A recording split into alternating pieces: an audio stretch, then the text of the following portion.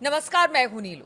तो देखिए, अमेरिका लगातार सीरिया में आईएसआईएस के ठिकानों पर हमला कर रहा है। उसका एक शिपमेंट इजराइल ने तबाह किया है। अब ये क्या खबर है, किस तरह से शिपमेंट को तबाह किया गया, क्या कुछ इसमें था, किस तरह से क्या ये आईएसआईएस की मदद के लिए वहां पर पहुंचा था, बातचीत आज इस पर भी होगी। और साथ ही साथ एक और बड़ी खबर कि जो नेतन्याहू है वो मुलाकात करने किससे पहुंचे हैं और इस मुलाकात के क्या मायने निकल रहे हैं, इस पर भी आज बातचीत होगी। यानी दो ऐसे प्रमुख बातें हैं जिस पर आज चर्चा करने वाले। मयंक मेरे साथ जुड़े हुए हैं। मयंक, पहली बात तो ये बताइए कि तुर्की का एक शिपमेंट कहा जा रहा है उसे तबाह किया गया है, क्या खबर इसे लेकर मिल रही है? देखिए, ये जो ऑपरेशन है सीरिया के हामा शहर में हुआ है और बताया जा रहा है कि तुर्की से बड़े पैमाने पर हथियार लाए गए थे, ड्रोन्स लाए गए थे, उसमें कई शॉर्ट रेंज मिसाइल्स थी, रॉकेट्स थे। ये सब एक बड़ा हथियारों का जखीरा कह लीजिए आप, जो कि तुर्की से सीरिया लाया गया था। इसकी जानकारी मोसाद को मिलती है और इजराइल की खुफिया एजेंसी मोसाद ने उस पर बड़ा एक्शन किया, उस पर निशाना साधा और इजराइल के जेट्स के जरिए वहां पे बड़ा हमला किया गया, बड़ा बम्बार्डमेंट किया गया और पूरा तुर्की का ये जो हथियारों का जखीरा था ये तबाह कर दिया गया। अब इसके बाद देखिए, इसके बाद जो डेवलपमेंट हुए वो बड़े इंटरेस्टिंग है। इसराइल की तरफ से ऐसा कोई क्लेम नहीं किया जा रहा कि हमने तुर्की के किसी हथियारों के जखीरे को उड़ा दिया है। ना ही तुर्की की तरफ से कोई ये बात कही गई कि हमारे जखीरे को जो है, हथियारों को जो है इसराइल ने उड़ा दिया है। लेकिन ये खबरें फिर भी लीक हो गई और बाहर आ गई। अब देखिए, इसके पीछे की वजह क्या है। सवाल ये है कि ये हथियार क्यों लाए गए थे सीरिया, क्यों तुर्की ने ये हथियार भेजे और इसराइल ने क्यों उस पर जो है वो निशाना साधा है। देखिए, जिस तरह से सीरिया का अभी हाल है, हमने देखा कि 70 जगह पर अमेरिका ने एयर स्ट्राइक्स करी और दो शहरों पर निशाना बनाया और निशाने पर थे आईएसआईएस जो था वो निशाने पर था। जिसके बाद अब हालात सीरिया में ऐसे हैं कि वहां पे देखिए, एक पार्टी तुर्की है, इसराइल। सीरिया में देखिए हालात ऐसे हैं, एक तरफ इसराइल जो है वो गोलन हाइट्स के इलाके के आसपास का इलाके पर जो है वो कब्जा करके बैठा हुआ है। तुर्की जो है वो लगातार ये कोशिश कर रहा है कि किसी तरह जो है कुर्द फोर्सेस जो है वो उत्तरी इलाके से पीछे हों और वहां पे एक बफर जोन बनाया जाए। यानी तुर्की और इसराइल दोनों आपस में आमने सामने दिखाई दे रहे हैं सीरिया में। इसी बीच जिस तरह से दो अमेरिकन सोल्जर्स की हत्या हुई, उसके बाद एक और शख्स जो है उसमें मारा गया, सिविलियन अमेरिका का, 3 नागरिकों की हत्या। उसके बाद जो है अमेरिका ने बड़े स्ट्राइक किए सीरिया में और जो है 70 ठिकानों पर बम्बार्डमेंट किया, आईएसआईएस के ठिकानों पर। अब देखिए, ये मिडिल ईस्ट का इतिहास रहा है। जब भी मिडिल ईस्ट के किसी देश में अमेरिका ने सीधा इंटरवेंशन किया है, वहां पर हालात हमेशा जंग की तरफ आगे बढ़े हैं। ये एक फैक्ट बात है और इसी बात को लेकर अब हालात ये है कि ये तुर्की के शिपमेंट पर जो हमला हुआ, उसके बाद जो अब खबरें आ रही हैं कि तुर्की और इसराइल इस मुद्दे को लेकर आमने सामने हैं और दूसरी तरफ बड़ी खबर ईरान के मिसाइल मूवमेंट को लेकर है। देखिए, हमने पहले भी ये कहा था कि जिस तरह से सीरिया में अमेरिका ने हमले किए, उसके बाद ईरान ने अपने पूरे बॉर्डर पर अलर्ट कर दिया है, जितने डिफेंस सिस्टम है वो एक्टिव कर दिए गए हैं। और अब एक बार फिर बड़ी खबर आई है, खबर इसराइल से आई है, खबर हम नहीं बता रहे, खबर इसराइल से आई है। इसराइल का ये दावा है कि ईरान ने अपनी मिसाइल्स का एक बड़ा मूवमेंट किया है और इस मूवमेंट को लेकर जो है, जो आपने चर्चा की, जिस मुलाकात की सबसे ज्यादा चर्चा हो रही है, 29 तारीख को, 29 दिसंबर को बेंजामिन नेतन्याहू ट्रंप से मुलाकात कर सकते हैं और वो ट्रंप से मुलाकात करने अमेरिका जा रहे हैं। अब सवाल ये है कि अमेरिका जो जिस तरह की बातें हो रही हैं, बात ये हो रही है कि नेतन्याहू की इस विजिट का एकमात्र मकसद ये है, ये तय करना कि ईरान को लेकर अब आगे क्या किया जाए।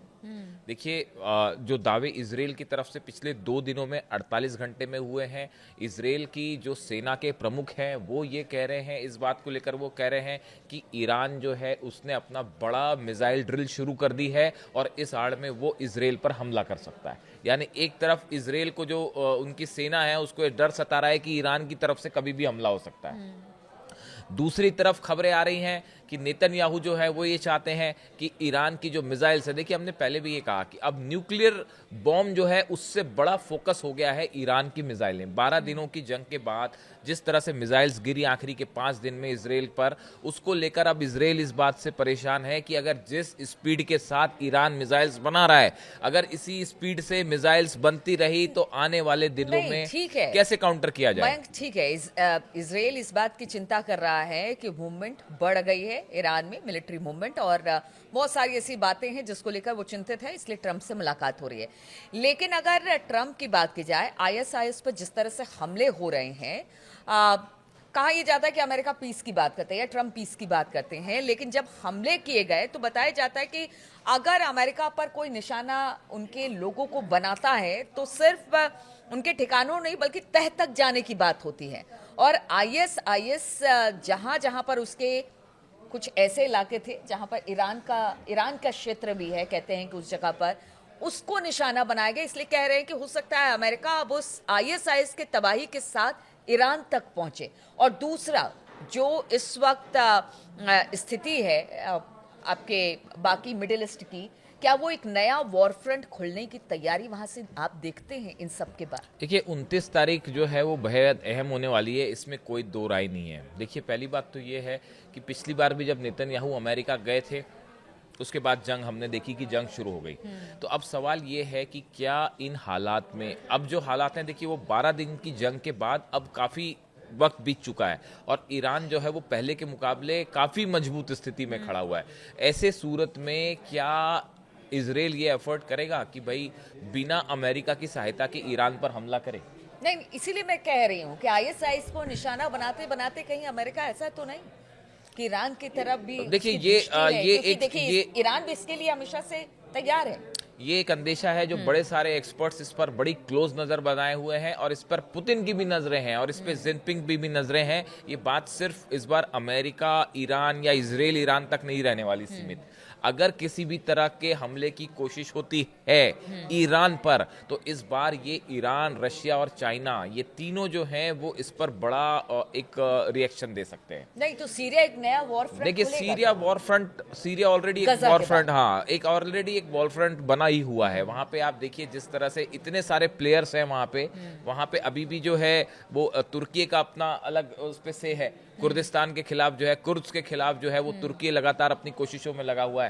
इधर से इजराइल जो है वो लगातार गोलन हाइट्स और आसपास के इलाकों पर कब्जा ऑलरेडी है ही उसका। तो मिडिल ईस्ट एक बार फिर से अस्थिर। अब इसके पीछे जो सवाल आपने पूछा ये बड़ा इंटरेस्टिंग सवाल है कि क्या ये जो फोर्सेस, देखिए इसके अंदर जो बात छुपी हुई है वो ये है कि ये जो अमेरिकन फोर्सेस का मूवमेंट हो रहा है सीरिया के आसपास, सीरिया से ईरान ज्यादा दूर नहीं है, भी किया जॉर्डन से, ये हाँ जॉर्डन ने साथ दिया। ये बात तो ये बात एक बार फिर से साफ हो गई है कि जब भी ये स्थिति बनेगी ईरान के खिलाफ जंग वाली, तो उसमें पिछली बार भी हमने देखा कि काफी सारे कंट्रीज ने जो है, अरेबियन कंट्रीज ने अपना एयर स्पेस दिया था ईरान के खिलाफ हमले को लेकर और इस बार भी वैसे ही होता दिखाई दे रहा है। लेकिन बड़ा सवाल ये है कि ये जो मूवमेंट हो रहा है क्या ये ईरान के अगेंस्ट देखा जा सकता है?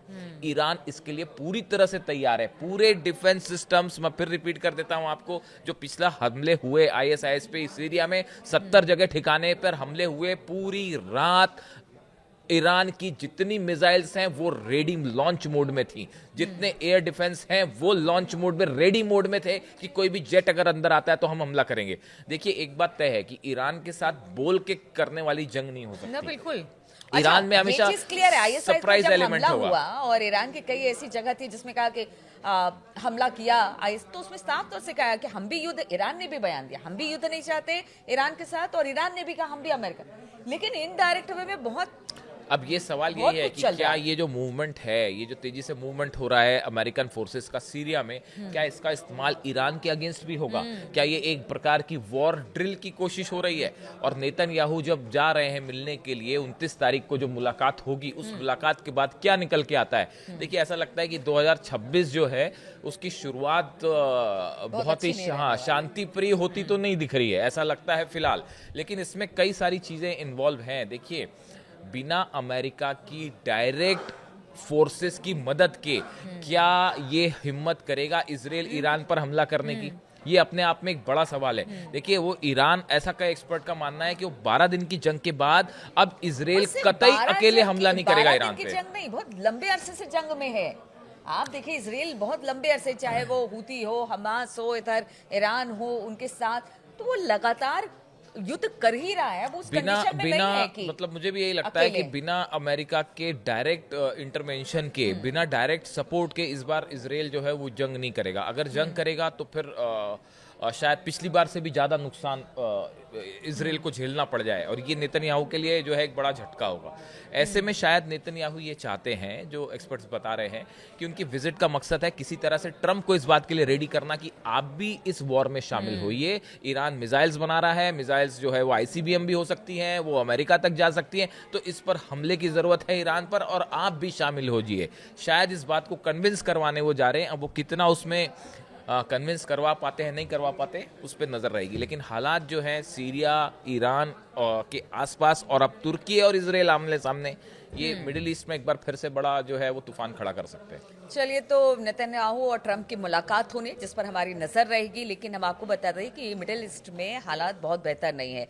सीरिया एक नया वॉर फ्रंट बनने जा रहा है। जॉर्डन से अमेरिका लगातार हमला आईएसआईएस पर कर रहा है। इधर ईरान भी पूरी तरह से सतर्क कि कहीं ऐसा ना हो आईएसआईएस के बाद निशाना हमें बनाया जाए। इधर इजराइल को डर है कि कहीं ऐसा ना हो कि ईरान की मूवमेंट, जो मिलिट्री मूवमेंट दिखाई दे रही है, कहीं उनके लिए भारी ना पड़ जाए। तो बहुत सारी ऐसी स्थितियां बन रही है जो कि कह सकते हैं कि हालात बहुत बेहतर नहीं है, और इन सब पर लगातार हमारी नजर बनी रहेगी। आप बने रहिए हमारे साथ।